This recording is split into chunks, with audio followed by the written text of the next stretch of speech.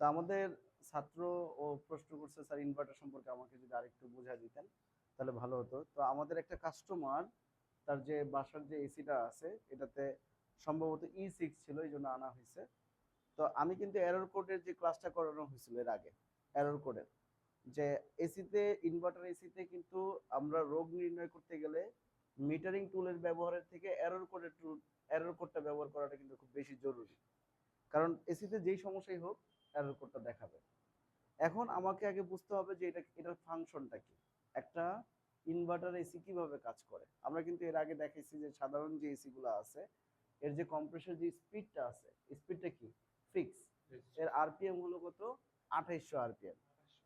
কিন্তু যে inverter AC আছে এই ইনভার্টার এসি গুলো কিন্তু যে কম্প্রেসরটা, এর আরপিএমটা কি হয়, ফিক্স না, কখনো কম থাকবে, কখনো বেশি হবে, কখনো মাঝামাঝি থাকবে, কখন কেন কিভাবে সে স্পিডটা বাড়বে বা কমবে। এটার মূল কাজটা হলো যে তাপমাত্রার উপর ভিত্তি করে। তাহলে আমার কি করতে হবে, যে আমার কম্পার্টমেন্টের ভিতরে, কক্ষের ভিতরে যে তাপমাত্রা আছে সেই তাপমাত্রার কন্ডিশনটা কি সেটা কে বুঝবে।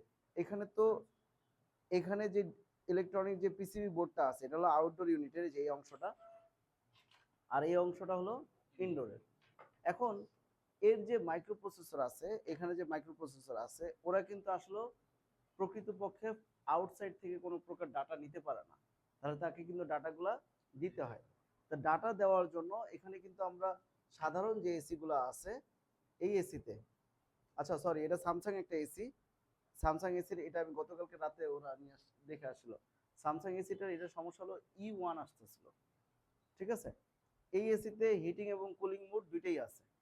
তো এইখানে এটা হলো যে